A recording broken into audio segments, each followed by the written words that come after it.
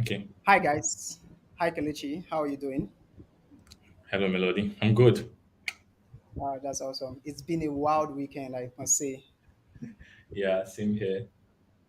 Awesome. Okay, so everyone, today's talk is on WebSocket communication, and by the end of the talk, or somewhere at the middle, Kelechi will be using WebSockets to build something on the go. So we are going to experience that WebSocketness and building alongside with Kelechi. So let's talk about our markers. My marker is on something called, distributive system with Alexa and the Erlang ecosystem. Erlang is a language, kinda, and there's an asterisk to that, kinda, and it's a language that's been battle tested for tons and tons of years, and it has stood the test of time. So Erlang is very uh, concurrently heavy code, so it's very concurrently focused, and it handles distributive system and error or failure like a badass. You should check it out. And Elixir was built on top of the Erlang ecosystem, so the Elixir inherits everything the Erlang has. And Elixir, actually, you could actually call the Erlang modules from Elixir as if they were in Elixir. And Elixir is very functional as well. So it's pretty much has this modern concept and programming paradigm, which I very much love.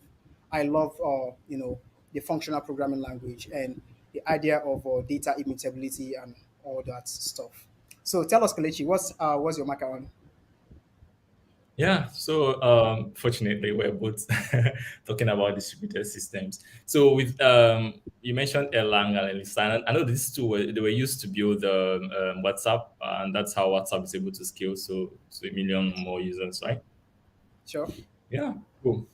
So it's still mine is still around distributed systems. So I was reading this book site reliability engineering at Google, and I get to there was a part where they get to explain how Google orchestrates their data centers. So and they talked about something really important. They talked about Budge. Budge is their own cluster.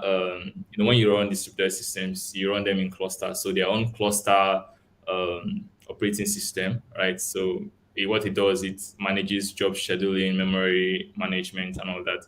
So the thing is, I was wondering, is it that because in data centers you have racks and each rack has machines stacked Okay. inside. So these machines all have their own RAMs and everything. So how do they like install or manage each machine?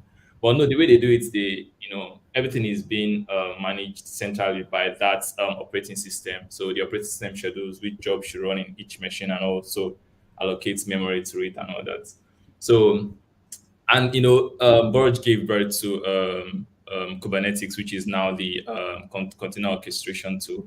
So it was Yeah. quite interesting to see how these guys they scale to millions. They run distributed systems, both geographically distributed in terms of having a system in is Asia or Europe talk to a system in the US, something like that. So it was quite cool. Oh, that's very awesome.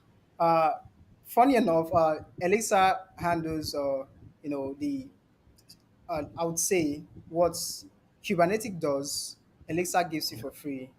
It's built into Elixir, and it's heavily concurrent, like I said, and equally allows you to, like the internet mostly runs on Erlang, and this is yeah, saying we have Cisco servers and stuff like that running the Beam software and all that, and Erlang was operates on the Beam software, which yeah, Elixir inherits from, and all that. yeah. It's very cool. I mean, distributed system is a way up, but some companies are actually migrating away from microservices. Not This some is companies. It's just Amazon Prime that did that. In fact, my boss had to remind me of that. Look, wow, we shout to Microsoft. Look at Amazon. They are switching from microservices to monolith, right? But yeah. still, they are running it in a distributed manner. Oh, So it's not definitely. about they are running in a distributed manner because each of those they just have to spin up more of those clusters, right? Now, Yes. in the application itself is monolith, right? So I think distributed system is different from how though distributed system enables microservices work. in a way, but distributed system is very different from how microservice orchestration is. I think microservice has to do with the application layer or something. Yes, I think writing a distributed system can go as far as code sharing, not just code sharing, not just calling pre-computed data and stuff like that, but something like code sharing and all that deep layer of Yeah, things that could even be achieved with yeah, gRPC and all that stuff. It's very yeah. awesome. So guys, let's get on. Today we'll be talking about WebSocket communication. Uh, what is WebSocket communication, if you ask?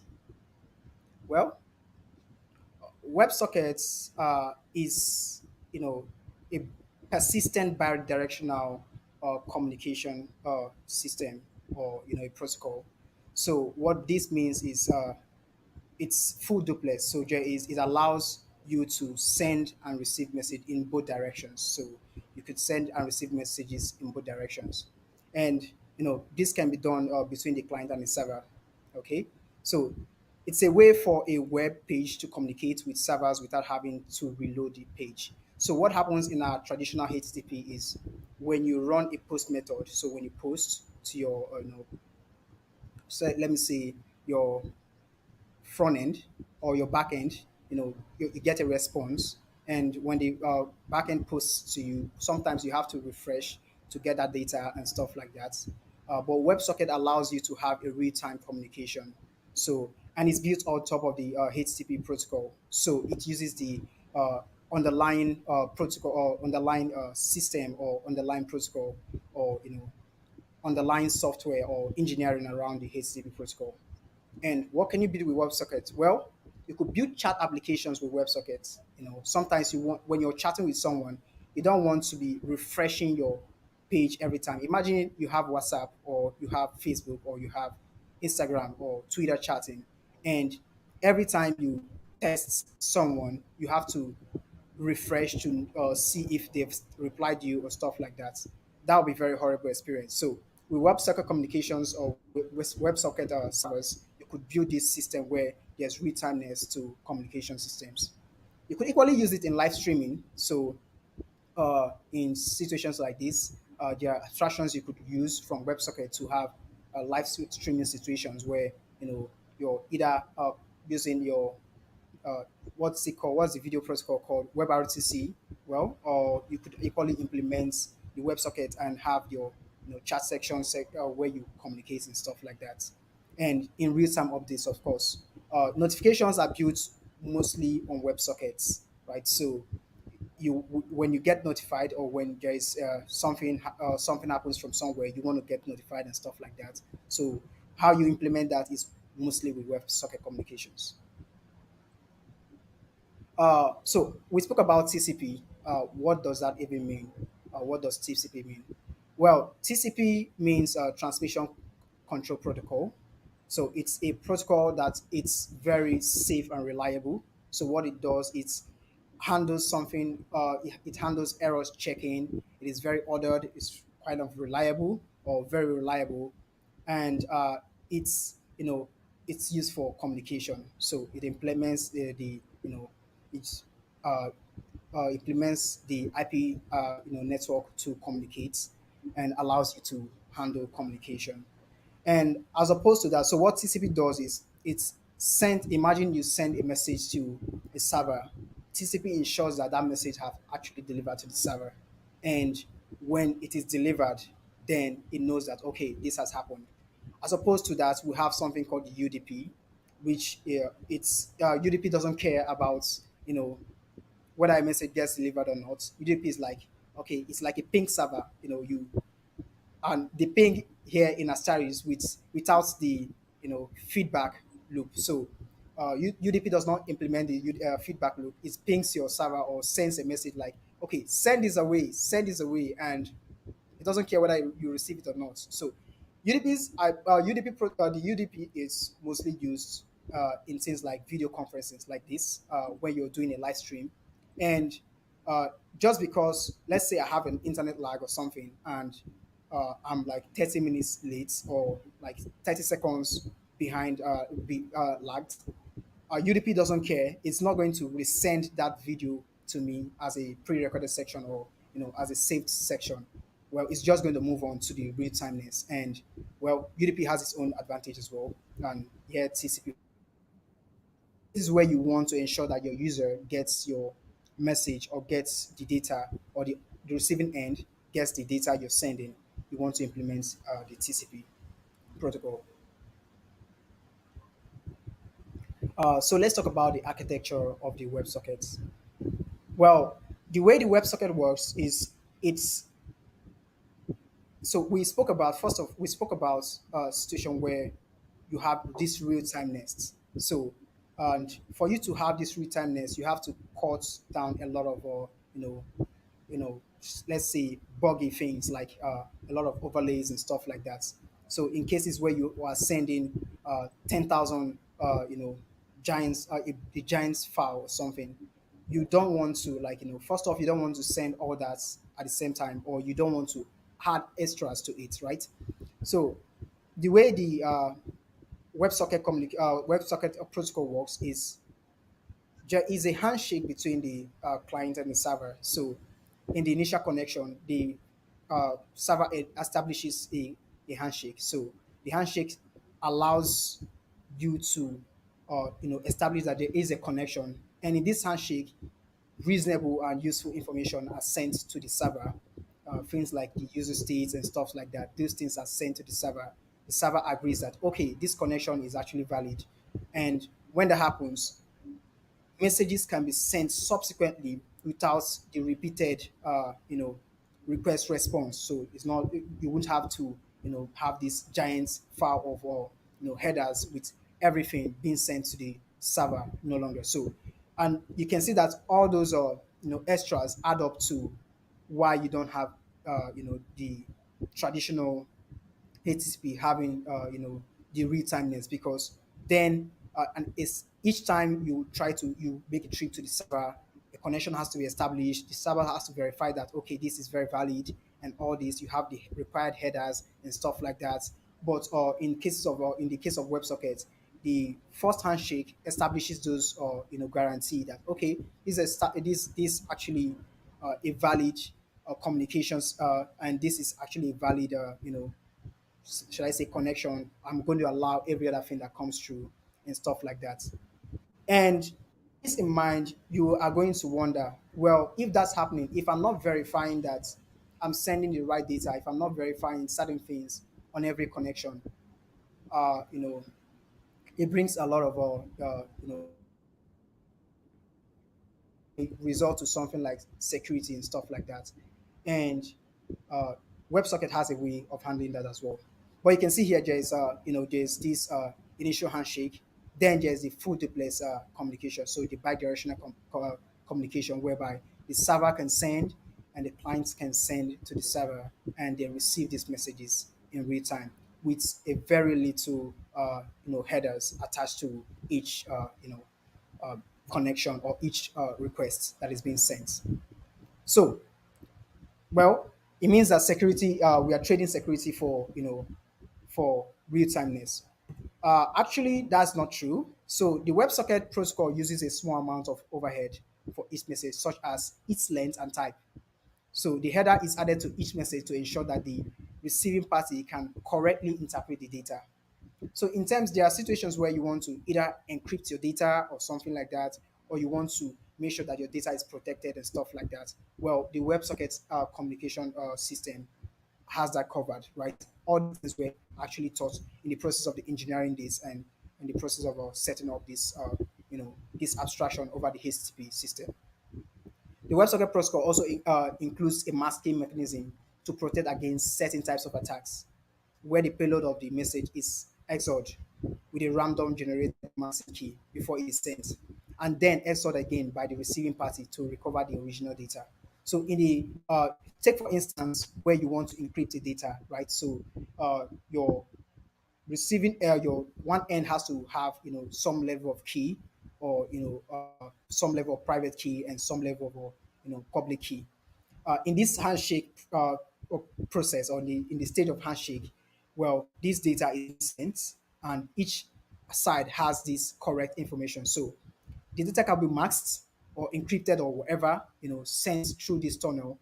And if anybody should just intercept this data and in the process, because well, your data have been intercepted in your regular HTTP protocol, right? If anybody intercepts the data and grabs them on the fly, they can't make reasonable information out of this data. And that's because the data in the WebSocket is masked. And only the receiving end that already has this handshake can actually unmask it and make reasonable information out of the data. And despite the small overhead, the WebSocket protocol provides a very efficient and scalable way to build real-time applications that can support a large number of concurrent users. Okay. With that said, now let's build a chat app. So I'm going to hand over to Kelechi, and Kelechi is going to run us through using this WebSocket communication to actually build a chat app. So, we said in Code Jams, we don't talk much. We try to explain the concept to you and explain it why we give you live demos and you see how things work. So, over to you, Kelechi. Okay, sorry, my connection was a bit laggy. Can you hear me, Melody? Yes, I can hear you, please. Okay, just a second, let me get my screen up. Okay, Okay. okay. Okay, so that's the screen. So today I'm going to be we're going to be building a simple chat app with WebSockets just to fully explain the things Melody has talked about.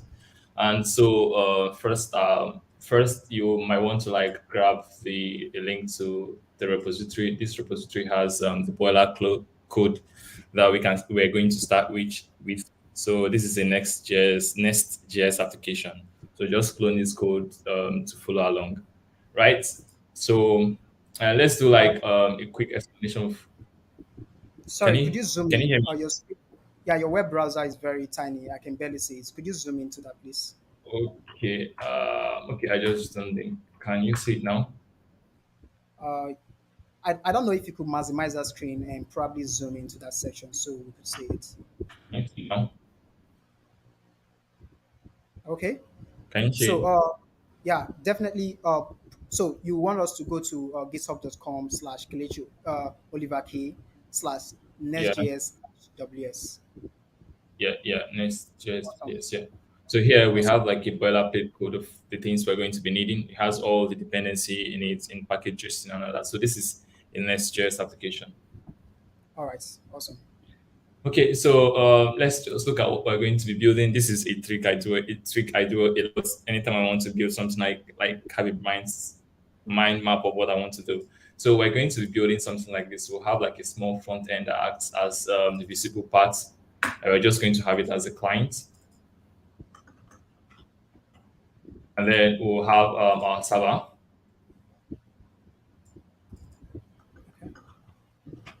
So what happens is our client is going to send a connection request, try to establish a connection request to the server. And then the server, because the server is a WebSocket server, the server is going to respond and acknowledge the connection to say, okay, yes, I'm the server you're trying to talk to, and I support WebSocket protocol.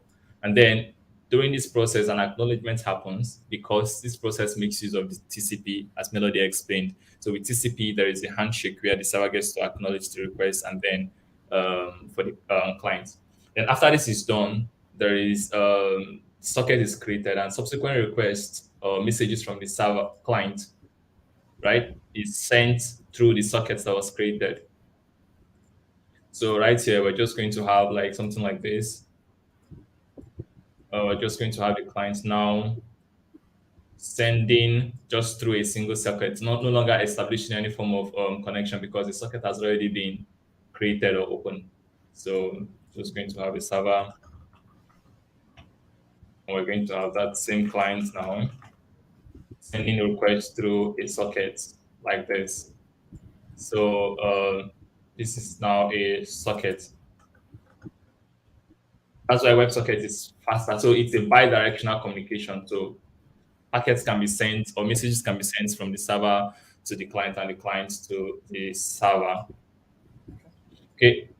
So yeah, so this is it. So first of all, we establish a connection to the server. Next, we start sending messages through the socket. The server can send to the client, and the client can send to the server without refreshing or doing anything. So over here, back to the code, we're going to be using Nestjs. Nestjs has this thing called gateways. We're going to be using Nestjs framework as a backend Node.js library, right? um, like to run the backend. And then for the clients, we're just going to be using a simple vanilla JavaScript. Okay, so I'm just going to explain the code real quick. The main focus here is us just getting to show how WebSocket works. Play around with WebSocket a bit, look at the request and all that. So looking at the code here, this is a typical Nest.js application, except the client folder. The client folder just contains the client JavaScript. So we have our normal folder structure with all our build configs, our TS configs, and pre-tiers and all that. So the most important folder here is the source folder. And inside the source folder, we have the main, which is the entry point of our application. And here you can see that we're creating a new Nest.js application. We are creating, telling the application to use the WebSocket adapter, and we're using the WebSocket adapter, right? So with Nestjs, Nestjs has support for two socket implementation. That is socket.io and WebSocket. And by default, it uses socket.io. But in this case, we want to use the native WebSocket adapter. So that's why we're doing this here. We're telling Nestjs, look, don't use the default socket.io adapter. Make use of the WebSocket adapter, right? So and we're telling our app to listen on 3000, and we're console logging the URL on which our app is listening. Okay, so let's run the app to make sure it works. I'm just going to open up my terminal.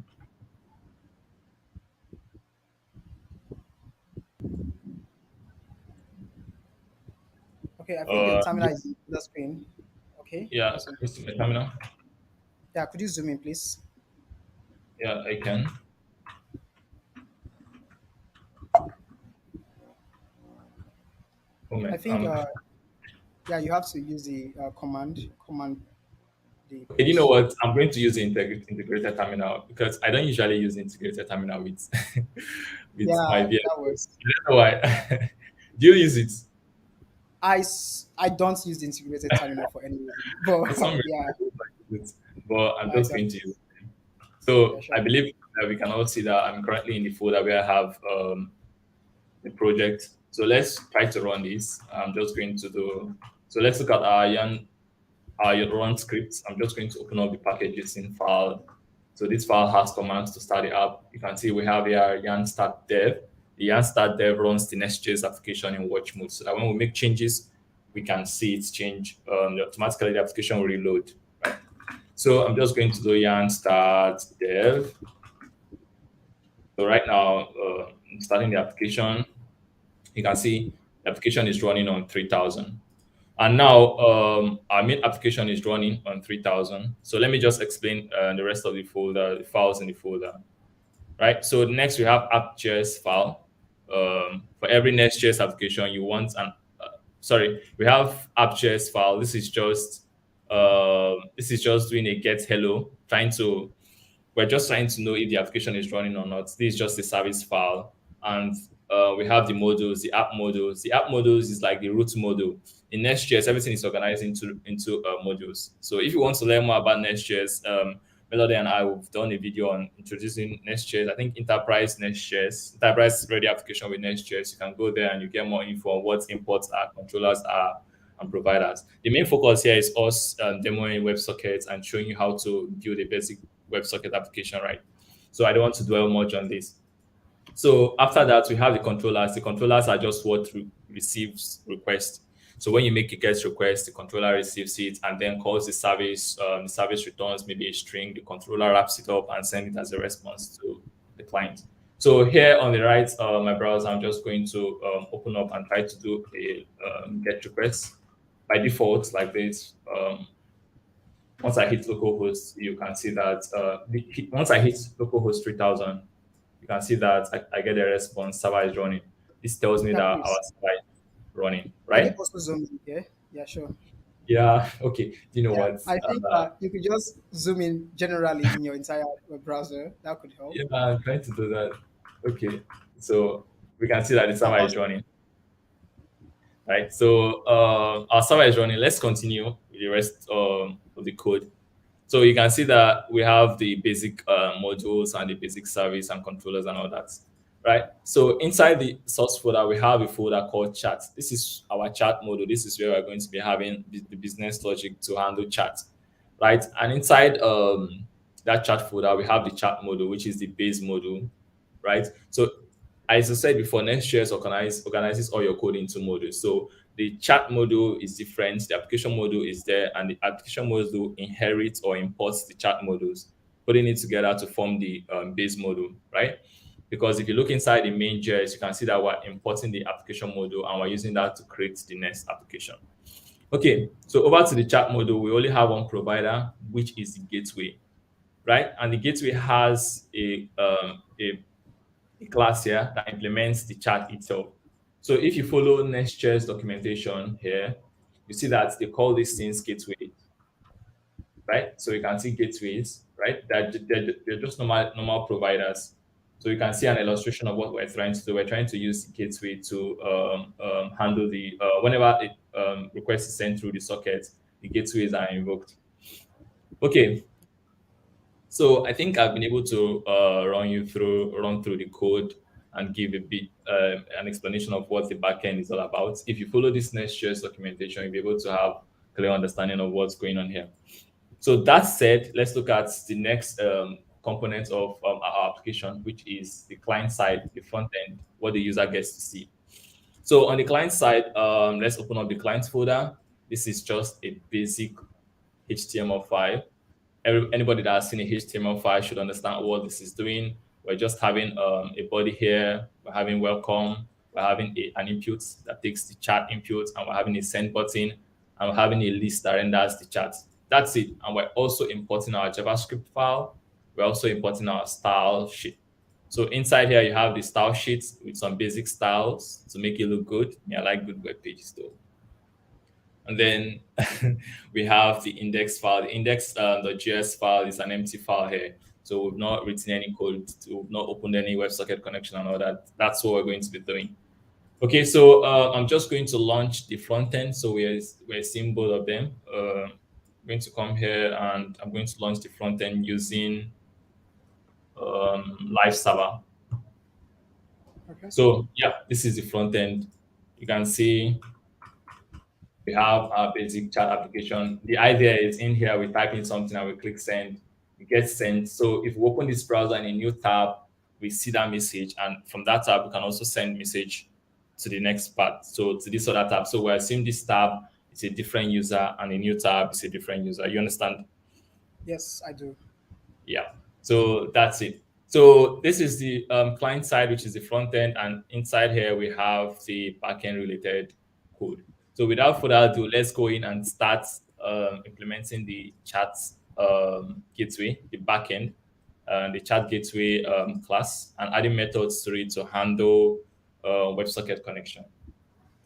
Okay, so what we'll do first, because we want to okay, so first of all, we want to handle incoming connections. We want to be aware whenever a user connects to um, our WebSocket application. So right here, if you look at this, with just this alone, our application is already responding to WebSocket requests, right? We'll get to test that. It's already WebSocket ready. Like whenever a client sends a WebSocket request, it can respond because we've already imported a gateway here. We've already started a WebSocket server, but we've not added methods to the class that defines how to handle that WebSocket request, which is what we're going to be doing now. Okay. Okay, so we'll be using Postman to do the WebSocket test before we come over to the clients to play around with it. And also, I think just to be, just to throw more light on that, the reason this is happening is because of the decorators that carry metadata and all the Yeah, extras, all the extra overlay. So yeah, Nestjs has implemented that for us on the hood. So all we have yeah. to do is just implement how we use that or how the application should respond when there's an incoming message or something of the nature. Yeah, yeah. So with Nestjs, we can so let's add methods like first of all handle connection,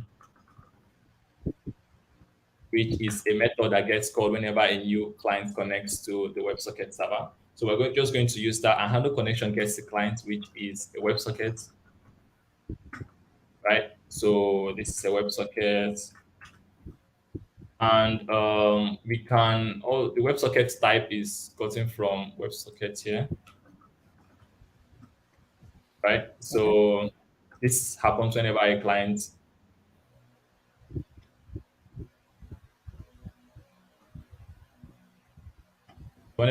connects, right? So what do we want to do whenever a client connects? We want to do a console log. Want to do console log new client connection to see, right? So let's just check this out and see that it works. So I said we're going to be using Postman to test it. So if you've not used Postman to test WebSocket endpoint, you're going to see that now. Awesome. So yeah, so I'm just going to make sure I remove all of the. Also, can you zoom into your postman so we Yeah, can yeah, I'm see? doing the right way.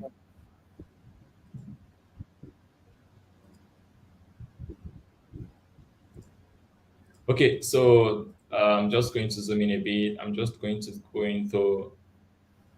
Okay, so with Postman, let me zoom in. Let me just open Postman in a new. Or Okay, Newton.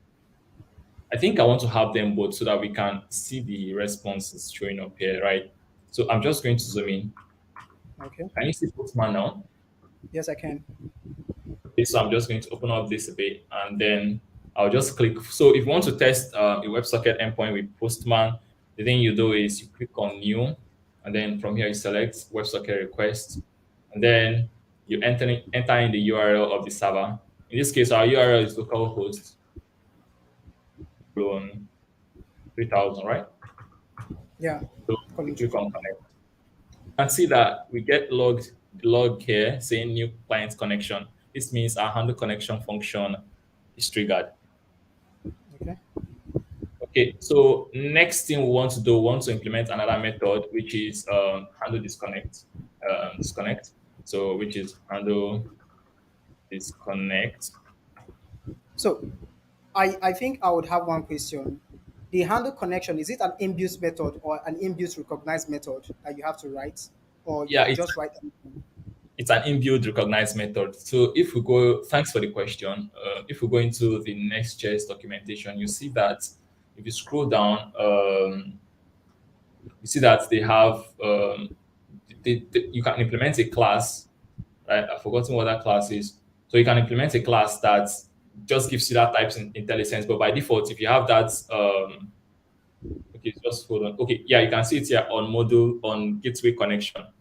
So once you Okay. implement this class, it forces you to implement the handle connection method, right? So, but even though you don't, other things are just types. So if I implement on gateway connection, see that if I don't add that handle connection, it's going to error, right? Yeah. It's going to error. Okay.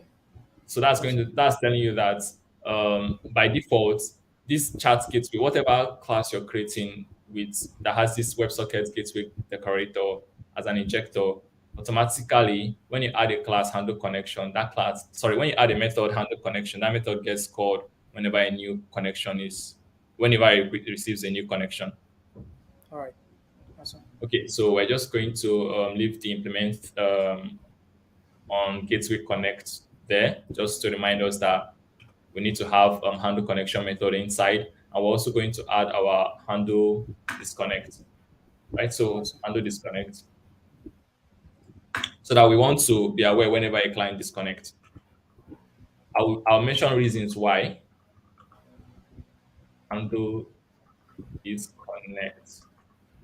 So with handle disconnect, we get past the client as well, which is the type of WebSocket. Okay. And then let's console log client disconnect. Okay, so let's say that our server is going to restart and then let's try and see if the handle disconnect gets runs whenever we disconnect. So we're going to connect again. You see that we get a console log, new client connection, and now we're going to disconnect. You see that we get a console log again, client disconnect. Right? So that Yes. tells us that these methods are getting called whenever we connect and whenever we disconnect. Yes. All right, so let's move on to the next phase. I'm just going to expand this a bit, and then I don't know if I can shrink this. No, I can't. Okay. The next thing is we want to be able to have a map. This is why most persons don't write WebSocket with the native WebSocket implementation because you need to do a lot of manual work, right? But they try to use something like Socket.io because Socket.io already implements most of the stuff you try to do. But sometimes when you're doing something very basic, it's good you use the native implementation because it removes other overheads that has already been added by Socket.io, right? So since we're using native WebSocket implementation or adapter, we need to write some custom codes to manage the number of clients that have been connected so that whenever I want to send a message to a specific client, we can go through that map and send to that client. You understand? Yes, please. Okay, so we're going to be using native JavaScript maps here. Okay, so we're going to have in-memory maps. We're going to store whenever a client connects, we store some metadata of the client in memory.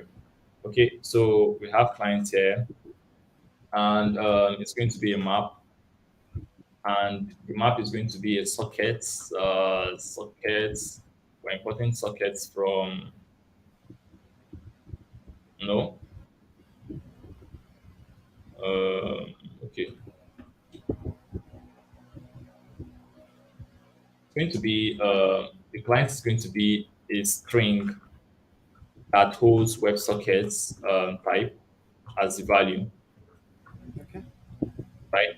That's the type, and it's just going to be a new map class, which is a native JavaScript map having a string as well as the WebSockets. Sorry, string. Wait, socket, um, let me give you string as the type. So the WebSocket is capital letter W socket. Yeah. So this is the this map is going to have a key where the key is where the key is a string and then the value is the WebSocket instance that was connected. So just like a map, an object rather. Okay. Okay. So if by the way, I'm looking here because my screen is here and the camera is here, just in case. I just Okay. totally understand. Yeah. So next, now whenever there is a new connection, we want to add it to the map, right? And we want to give them an ID. So we're going to be using nano ID for that, right? So nano ID is already included in the in our package.json file. So we want to then do call this dot client dot set setting a new value where the ID is the ID we have here, and then the value is the client are just connected. So the client here.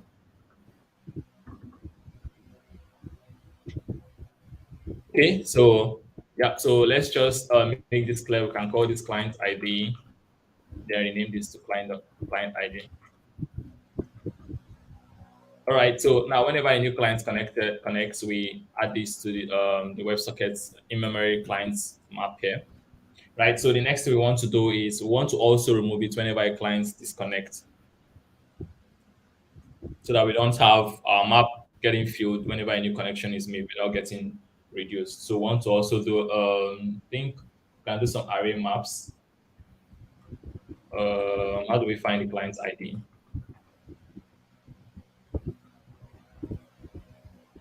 So we can do some simple array maps.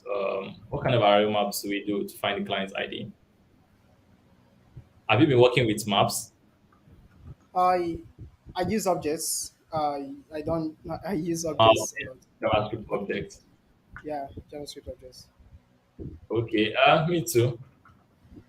So we can generate an array from the client. So we can do array dot entries. This will give us an object, and then we can do an array there, right? So which entries, client dot entries returns an object having the an array of arrays having the keys and the value pair, Value. right? Yeah. You can use that to find, we find on it, and then the first instance is the key, and the second instance is the client, the value itself, right? Yeah. So we find here The client ID. it's actually an array where the first one is the key. I'm just going to name it the key, and the second one is what the value. Okay. So know that the value. Okay, so you know the value is actually the WebSocket instance itself. So if the value return the item if the value is equal to the client that just disconnected. So I think I need to clean this a bit. Yeah, I think you have to close that. So if I'm getting this correct, that's you're destructuring the key and the value. Yeah, yeah, into an array, Okay. right? So and then we can get the so if it returns the item, it's definitely going to return an array. So we just want to get the first item, which is the ID itself. You understand? Yes, I do.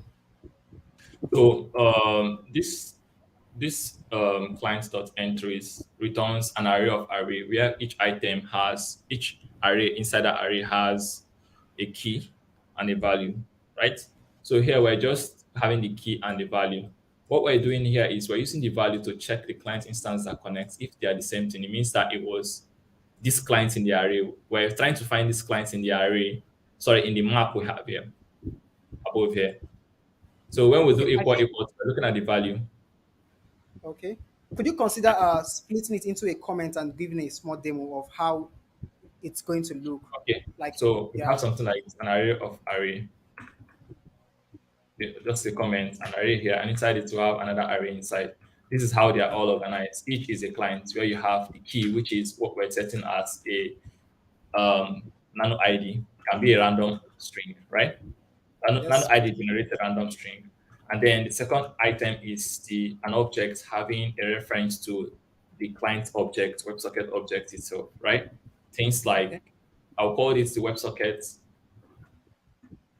instance. Okay. I'll just name it the WebSocket, right? So this is the kind of shape you get all over whenever a client connects. Whenever we do this, this is the shape you get, right? So that's why you see that's why this will be another ID, right? So that's why we're doing array.from. Array.from is just it's just us creating just an array from this so that we can call dot find on it, right? I can still do this without even using the array.from, but for consistency's sake, I'll just use array.from. So when I do a dot find, first of all, I get past the items inside the array. So I get past an array, Okay. That's the first right? layer. Yes, Yes. that's the first layer. And that array has the key, which was the ID, and then the WebSocket instance, which is the value. Okay. And now we're using the value and we're saying if return this item, right? If the value matches the clients that just connected here. Okay. Yeah, so that's what we're doing. And since it's returning, it's going to return an array having the first item as the key and second item as the WebSocket instance. All right. And then we're just doing a dot and we're picking out just the first item in the array, which is the key. Okay. You understand? Yeah, so that's Yes. what it's just doing. All right. All right, so we've been able to find the ID of the clients that just disconnected. What we'll do is we just need to remove it from the just need to remove it from the set, right? So for us to remove it from the set, we can just do if ID, just to make sure that the ID is a valid number. It's a valid string, not undefined. We'll just do this dot client dot delete, and we'll pass in the client ID. Okay. Right? So this will remove the client. So we've been able to, whenever a client disconnects, we've been able to um, remove that client from the client's map we have here. Yeah. Are we cool? Yeah, Yeah. so Sure. we've done major part of the code, which is having a map of the clients on connection and having a map of the clients and updating that map whenever there is a disconnection. So the next thing is for us to actually implement the charts actually, right? So for us to implement the charts with Nestjs, there's something called subscribe message. We need to subscribe to a particular message sent by the clients. With WebSocket works with something called events and message types. So you send a particular message type, the server recognizes that message type and chooses to send a response based on that message type. So we're going to use at subscribe message, which is a decorator that allows you to subscribe to a particular message. And inside it, you pass in the kind of message you want to subscribe to, the kind of message type you want to subscribe to. And in this case, passing in a chat. Whenever Would you a Yeah, would you say this subscribe message implements the pop sub mechanism? No, I think well, at this point, it's just a layer of abstraction of whatever Nestjs core library, how it handles it. But all I know is on top on it at the surface, what it does is just looking at the messages that were sent by the client. When we go to the client, we see how we send messages. Messages just is a stringified payload. So inside that payload, there is a Okay. type attached to it, and it's looking at the type. If that type matches what this method implements, it calls that function. All right. Awesome. All right. So we're just going to have a method to handle that. Is it asynchronous? Yeah, it's asynchronous. And we're going to have it as handle chat. Just a normal method. And then what do we do here? What do we get as argument? We get the client itself,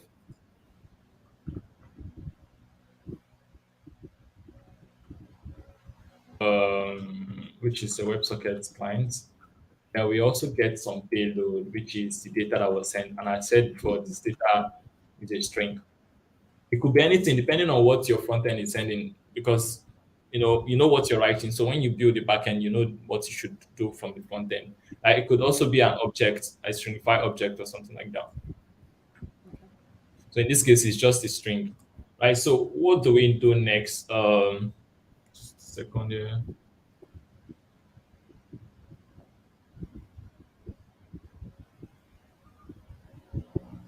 Okay, so right now let's console log the data that gets sent. So it's console.log data, and let's test this out.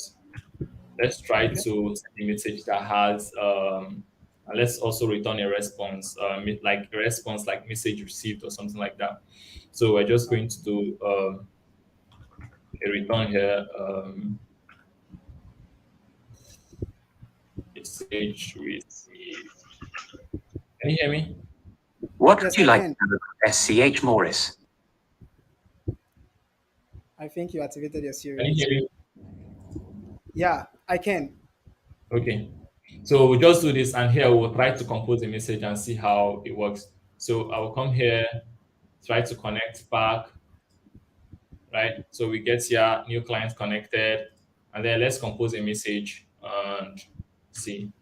I'm just going to send a JSON payload, right? So here I'm going to have data, and data is going to be hello, and then I'm going to add a type that so that we can our backend will see that and then recognize which function to call. So we're just going to send that payload. Okay, we sent a type chat and nothing happened, right? So is it type or data type? I I can say actually. We Yeah, this can. was a bit confusing Yeah. for me. So I'm just going to try this to see what type.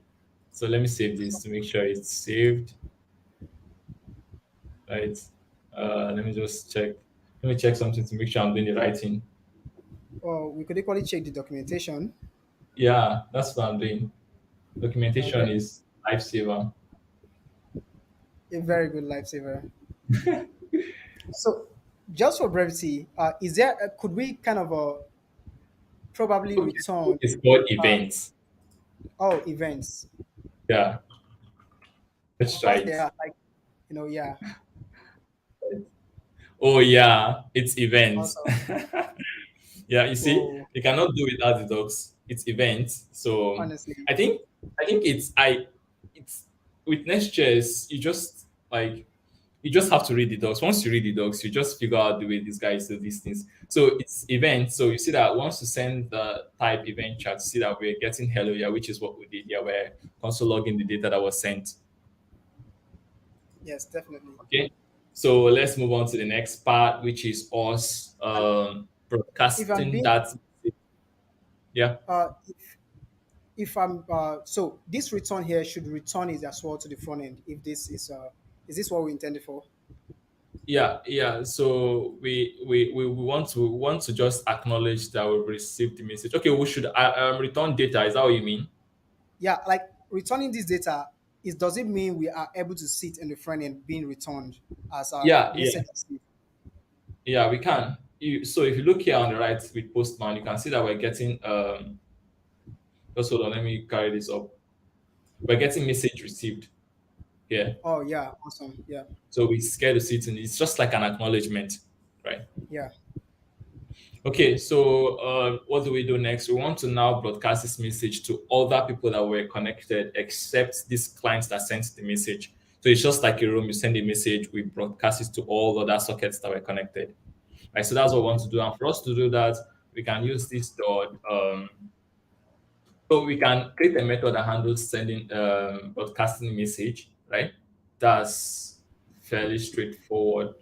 So let's just do that. So we'll have a private method here. So we'll have private send broadcast. We'll just name the method send broadcast. okay,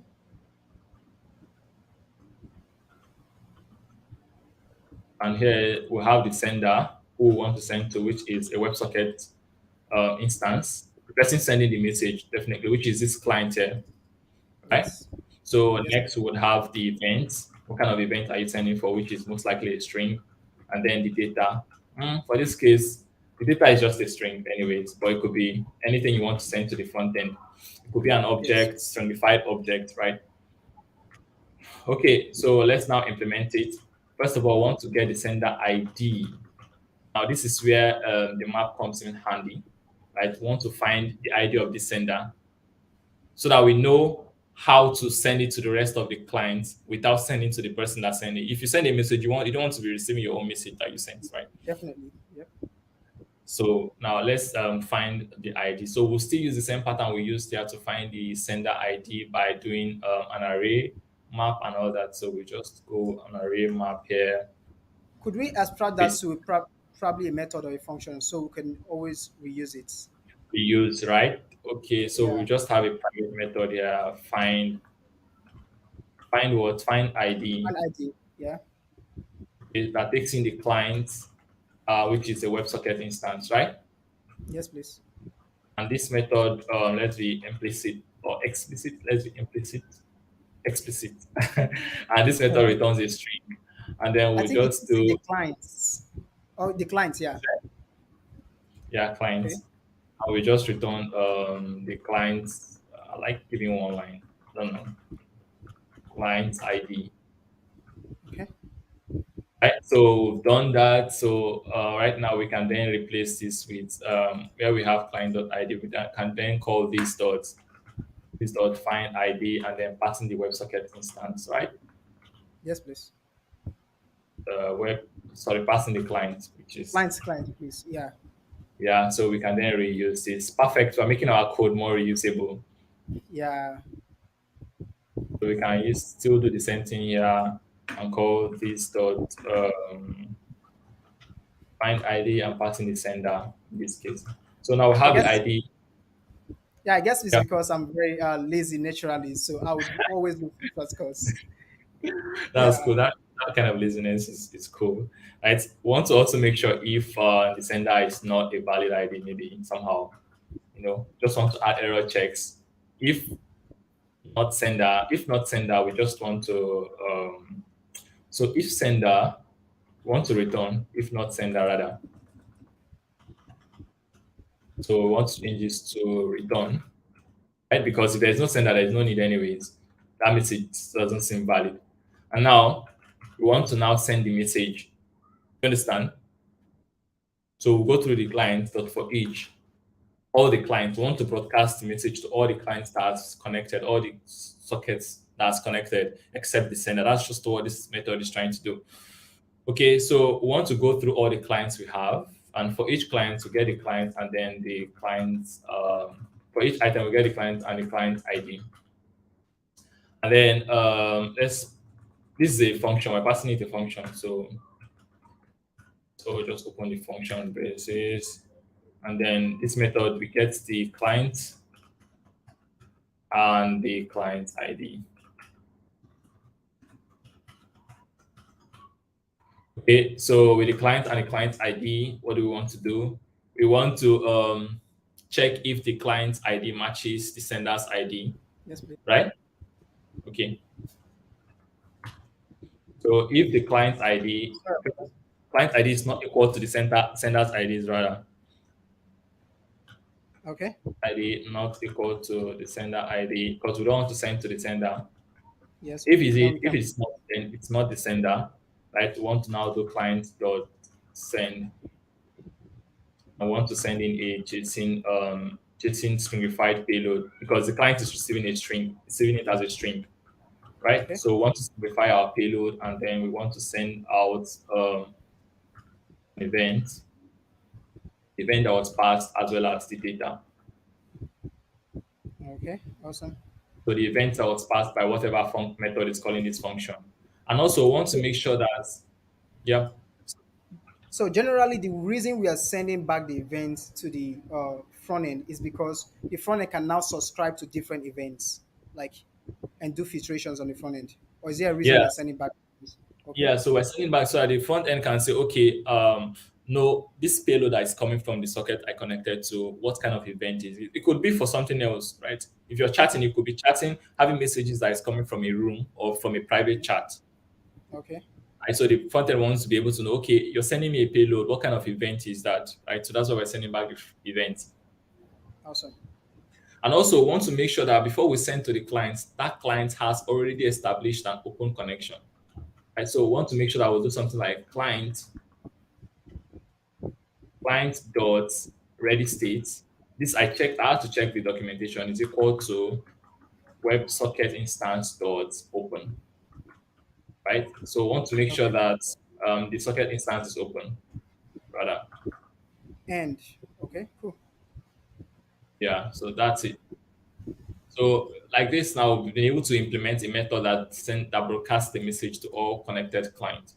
Right. So next thing we just have to use that method.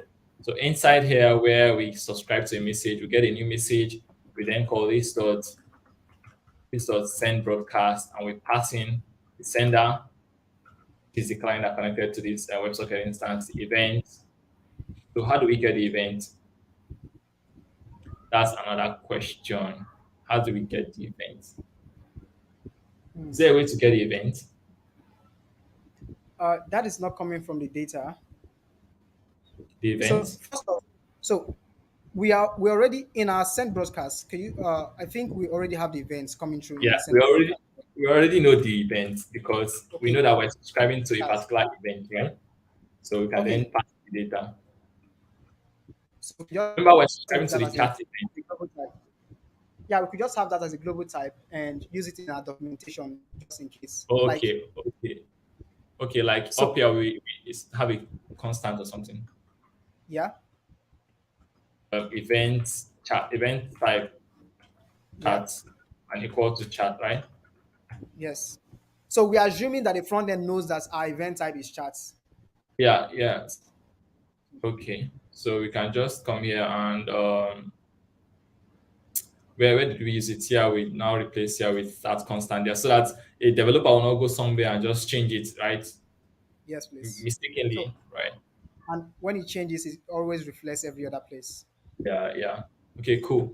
So yeah, so we've been able to do this. I think we've handled the major part of it. Let's test and see what happens. Um, so for us to do that, let's first of all connect back here on the right here with post now. We connect back, and now let's send a message. So with Postman, I'm not seeing a way to we can send a message, but no way for us to subscribe to a message, right? So we can send hello. Let's just check that. Um, yeah, our message is getting sent to the backend, right? And our backend is already sending it out to any other socket connection that is made. So no other socket connection is made, right? So let's try to open a Yes. new tab and see if we can make another socket connection. So I'll just come here and see if I can duplicate this. And then I just duplicated it, and I'm just going to do Localhost port 3000. localhost 3000. I'm going to connect. Right, so I just connected here. Right here, let me check that I'm still connected. Yeah, I'm still connected. Let me send out the message. I just sent out the message. All right. So, and Yes, you can please. see we received that message here. Can you see? Yes, I can say it. But that Oh, message that's is here, right? What we're getting here is the message we sent. okay. Yeah. So, so And it's that's signified by the down arrows and front yeah, top arrow. by arrows, right? Yeah. So that's it. So next, now what do we do next? Let's wire in the client so that we have a visual on things. Like if you're building something for the users will not come and use Postman to Postman. test. Uh, So when you be like, it's working on my local system, and your project supervisor or project manager is like, let's ship your project your local system. And that was how Docker was made, right? Docker they shipped the yeah. entire system. Okay, so let's go over to the client, and this is our client here. Um, this is our simple chat application. Right now, it's doing nothing. If I press the send button, nothing happens, right? Yes, So please. let's see how we can get our hands steady. So I'll just go in. Trying to not take too much time. So I've explained the code. So let's start writing some JavaScript here. Okay. So with the front end, first of all, we want to establish, if you remember the diagram I had here, we want to establish a connection to the server and then make sure that we have a connection open. So to do that, we use WebSockets on the front end. So we have a WebSocket instance, we name it WS, and we can do new WebSocket. So it's a built-in API, browser API, and Okay. with WebSocket, we pass in the URL. You can see the way we passed it in. We passed it in with WS, right? Telling you that this is a WebSocket URL, Okay. right? Yes, please. And we're using local host 3000. 3000, right? So with this now, we've just established a connection to our WebSocket backend. Now let's add events so that we get to know what happens when this connection is open, right? Yes, So please. that's what we're going to be doing next. So we just do ws.add event. By the way, all these things are all in the MDN documentation. So if you go and you Google MDN documentation, you'll see the these methods there, right, in the docs. So we're going to listen for the open event. So whenever the WebSocket connection is open, we want to console log that, right? So we just have a method that gets the event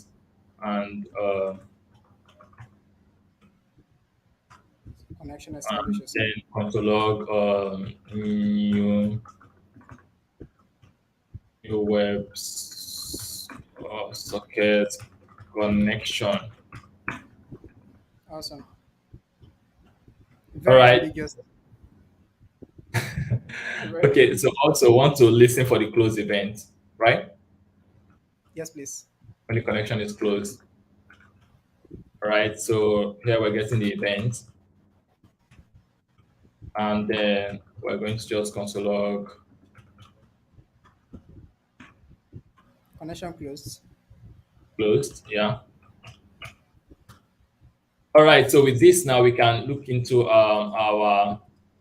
You can see it's already connecting because you're seeing these console logs here coming in. So let's look Yeah. at our console log in the browser.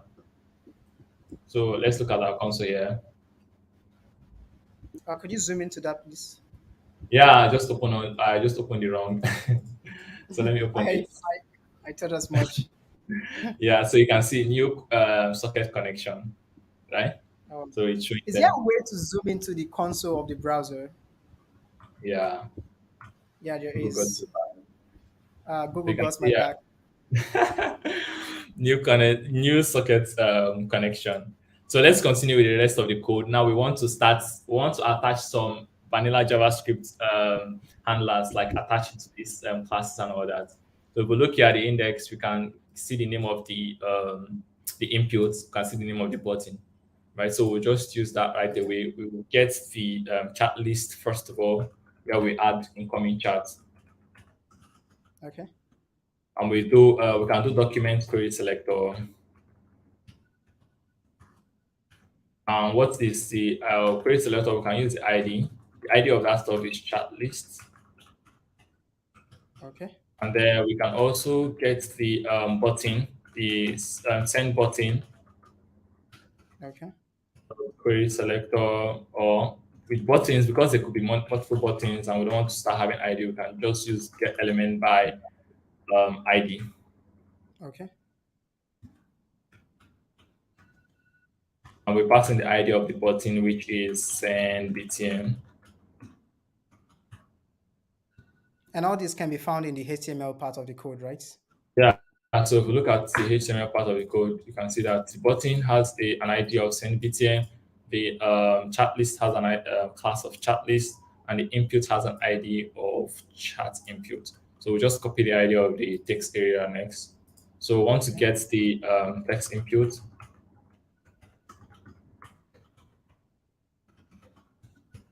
get element by ID,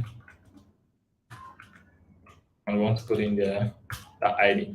So we have all our elements. We have the chat list, which is the this widget here, this component here. We have the send button as well as the text area that handles the input. Okay, so now we want to attach an event handler to the button so that whenever the button clicks, we send the message, right? Yes, please. So how do we do that? Can say button but add event listener. We want to listen for what event? We want to listen for the click event. Click. And Yes. then we're passing a method that should be called whenever the button is clicked.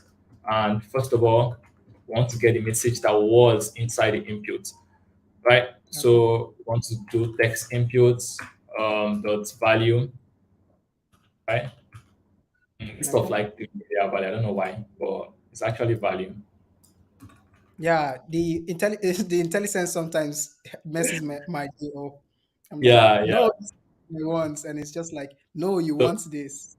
yeah. Straight. So right here, I want to send the message to the server. Send message. I'm just going to write it there. We've not implemented a method to handle the sending of messages, right? So and then we want to reset the text input dot value to an An empty empty. string, Okay. and then want to also update the list, right?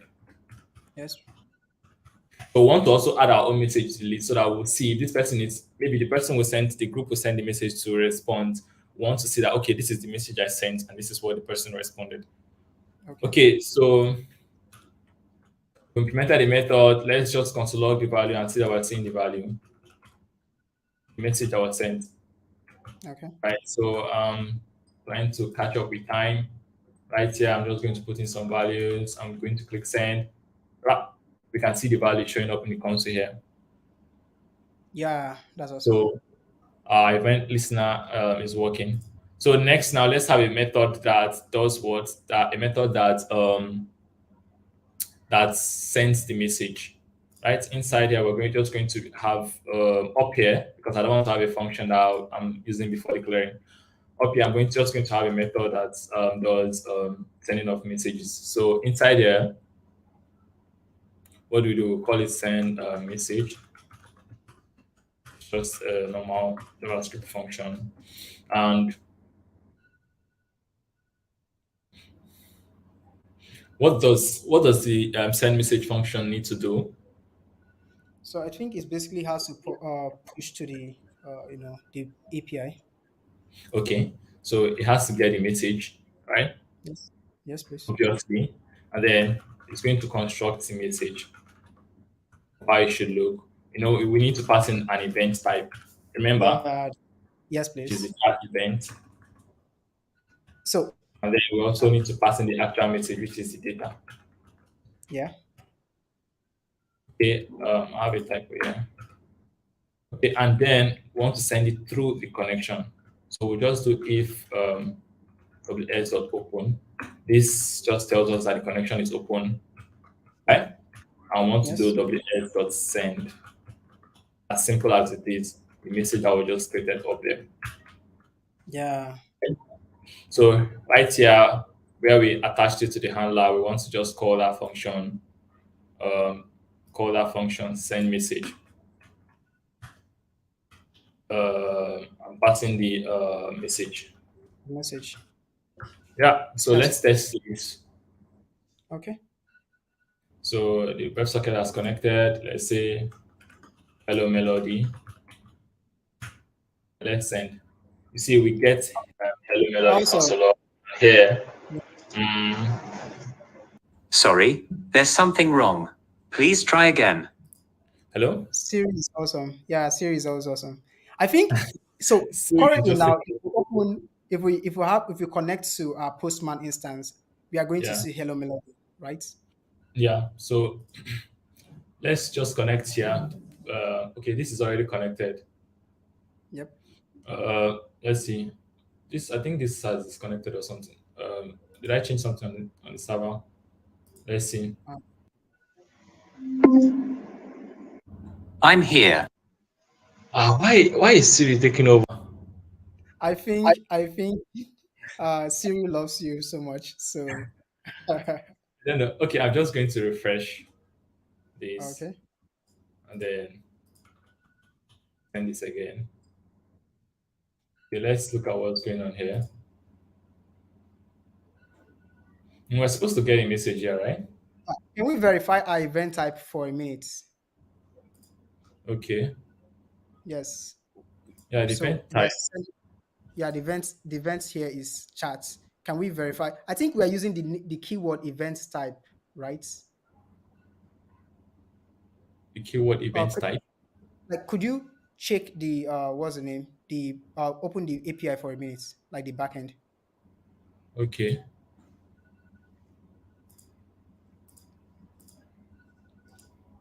This is the Okay. backend. So where are we getting? Where are we doing our rest? So we have the event type. First off, let's check the event type here. Okay. The event type is chat. Okay, it's chat. Yeah. And let's check the name we are using as in our on our event type. So we initially called it. I think that should be. Oh, it's called events. Yeah, events. So we're using Okay. each event. So let's just cross-check this again. Sometimes when clients don't connect or reconnect properly, sometimes it might just lead to issues. So here we have events, type Yeah. chat, right? So yeah. So let's just disconnect this and connect again. All right. So we'll just establish the new connection. And in here, let's see if we can send. Let's look at the network Yeah, please. and see what's going on. First of all, let's go back to the server and console log. I think there is a console log whenever we receive a message, right? Well, There yeah, I is. think it's not hitting the server. Can we pick at the network? Yeah, let's look at the network. Okay.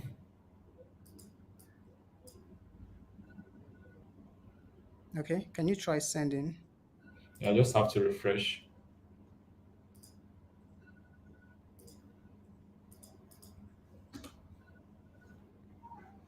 Okay.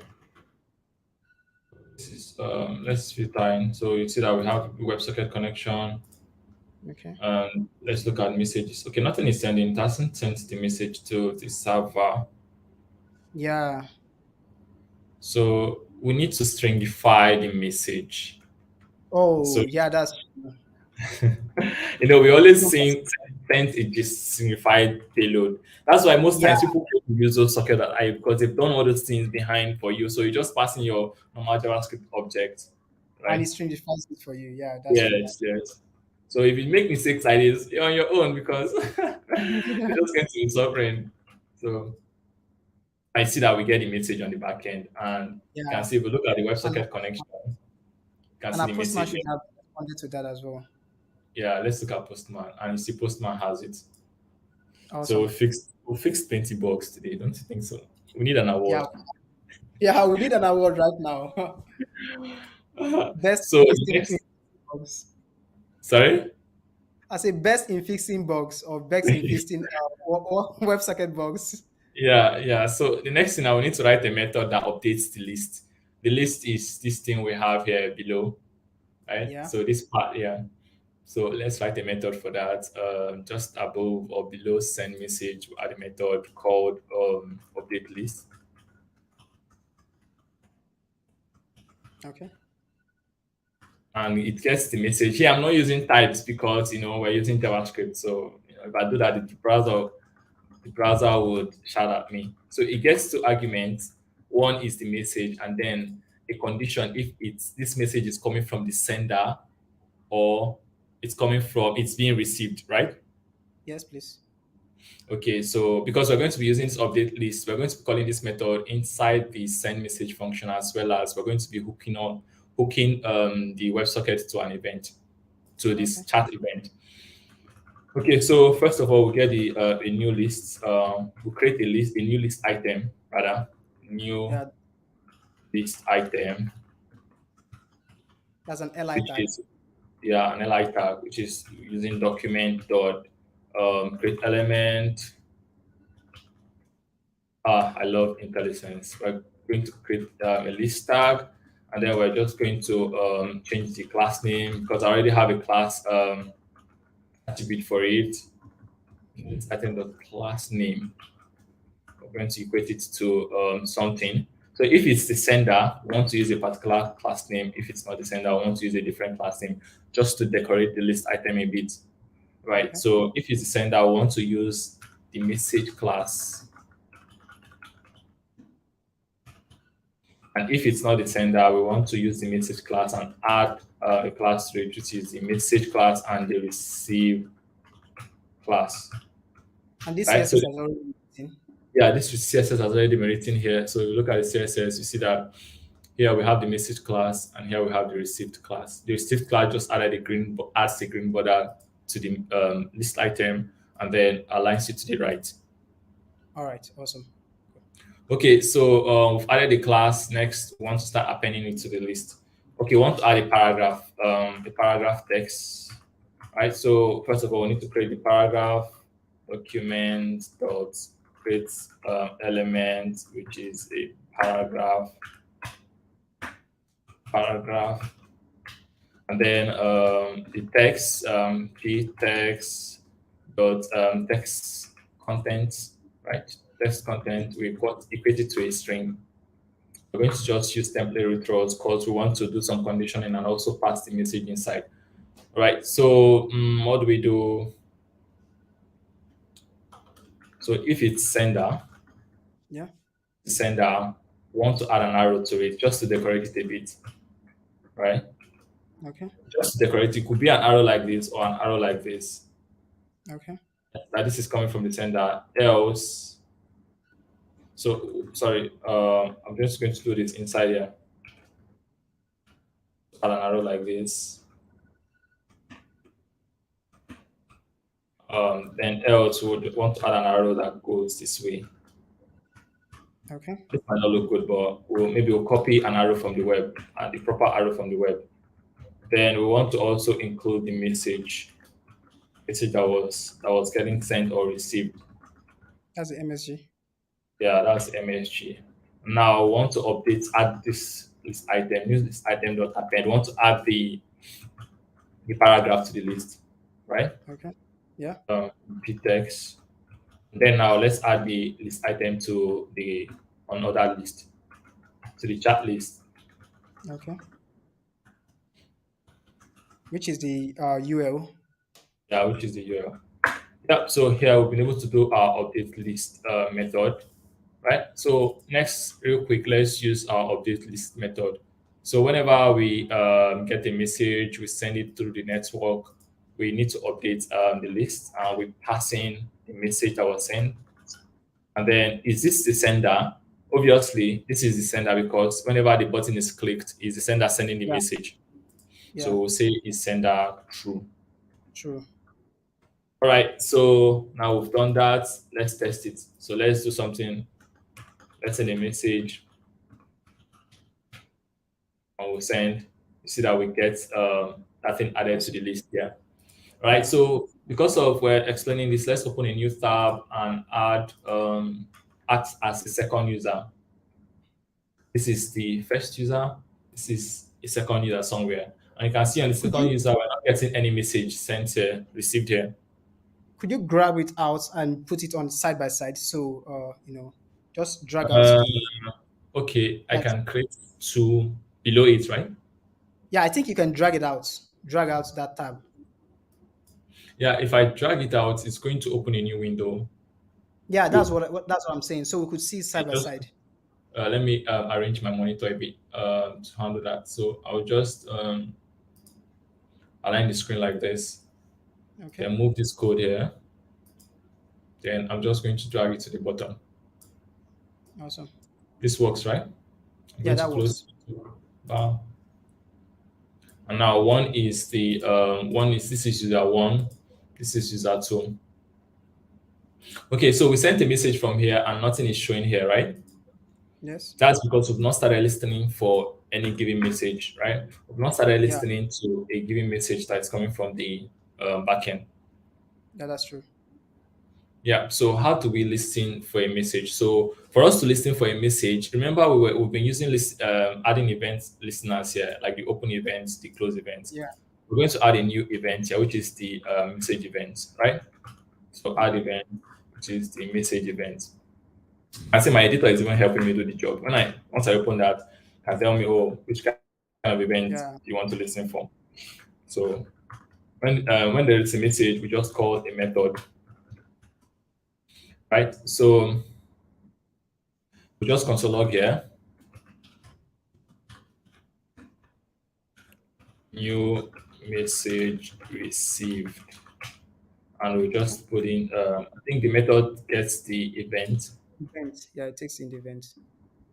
And we'll have so to we do can then the update thingy as well. event data. We have to do what? I said we'll have to do the update, update message to the list as Yeah, well. yeah. We'll have to call the update message method. So after that, we've gotten the message. What do we need to do next? We need to first of all get the message object, right? Yes. Because it's a stringify object, you can do json.pass Pass it to a and dot data, right? yes. And then just not this a bit. Yeah, event.data. So once we get the data, if the message is actually the message we are looking at, right? So want to do event dot message dot event. You know that this message is an object, right? So an object that has the event as a name of the event and then the data as a string, right? Yeah, please. Okay. So and we're saying if the message dot event is equal to chat, then it's the message we're looking at receiving, Okay. right? Yes, So please. so just console log here. We're adding more console logs, chat message, and we're just going to put in the message dot data, messenger dot data, right? So Yeah. after having the message dot data, what do we want to do again? We want to update the list, Yeah, please. passing in the message dot data, and then its sender will be false because this message was not received was received from another source, right? It wasn't Yes. sent by the person. I, yeah. Okay. So I believe we'll understand this. Like we're getting the event here, which is an object here. The message object has the event, which is, and we're checking the event type to make sure it's chat. And we're also logging the data, and then we're updating the list. Okay, so let's refresh our two clients. Let's refresh this other one. We get the two connections. Now let's send a message. Click send. See that hello melody is showing here. So that means Yeah. we're receiving a message from this other person. And when we send a message from here, let's say Hi, Kelechi. we send. See that high quality is coming over here. Yeah. Right, so this is our WebSocket connection going in. So whenever, remember we discussed several things, let's inspect the network and see what's going on. If you look at the network tab, as you send messages, you see that they are still making use of the same TCP connection. So let's reconnect so I can capture that. So you can see if you look at the WebSocket local host connection, they're still making use of the same connection. They are not establishing new ones. Yeah. If I send a message and I look in here, you see that it's still making use of the same TCP connection. Yeah. It's That not first. establishing a new one. Yeah. Yeah. If I send another message, it's still sending it through the same connection, right? Yeah. Yeah. I didn't have to like, and I'm receiving the message here. I didn't have to refresh, right, to receive that message. So that's what that real-time communication is all about. It's the server getting to notify all connected clients of a new event. It could be something, let's say you're building a payment system where the dashboard needs to update whenever a payment has been made, maybe an order or a delivery has been made, something like that. You want to have a website where or a web application where once a payment is made, you don't need to refresh. You're looking at the dashboard, it automatically updates. That's what socket and WebSocket connection or WebSocket protocol handles. I think that's it for the demo, or that's it for the test application. We've successfully built a chat application. Um, so that's it. Yeah. Yeah. The code should equally be on GitHub. So in case you want to, pull Yeah, yeah. clone. So let me just push the code on GitHub. I'll just open up a new tab. Okay.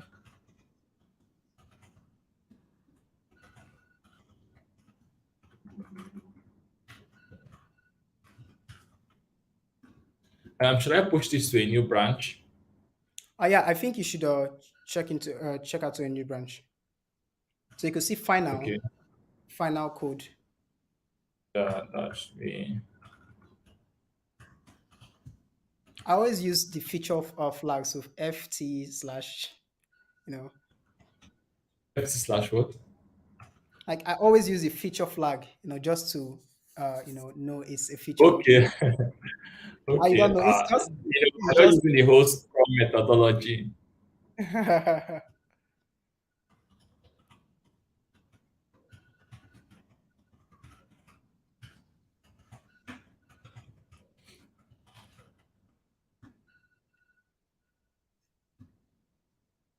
Uh,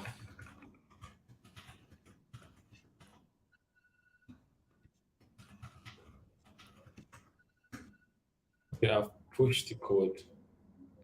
All right, that's awesome. All right, Yeah. guys. That was WebSocket in general, and that was a live demo with WebSocket communications and stuff like that. We are definitely going to be anchoring our next section uh, on 2 weeks from now, which is going to be another live section where we get to talk about something. We are going to push out a flyer to notify you on what we'll be talking about. And also, Kelechi and I are deciding on, you know, uh, diversifying a bit, giving you more content, and that would allow us sometimes on our YouTube channel. We are planning on, having these sequences where we push out very interesting videos, pre-recorded videos, just so you have more content on our YouTube channel and things that would uh, inform you the more. And we'll discuss about that and reach out to you, or probably reach out or reach. on a decision from our next section. And yeah, so go ahead and subscribe to our channel, please. We need subscribers in this channel. We definitely need it. It's going to help us, know that we are actually doing something that is helping people a Yeah, lot out there, and people are actually benefiting from our contents. So please subscribe, yeah, turn on your notifications so you get notified whenever we go live. And yeah, yeah. that's it. All right. So Cool that's a bye. jam. Yeah, Bye cool jam. bye. Take care, guys. Bye. Yeah.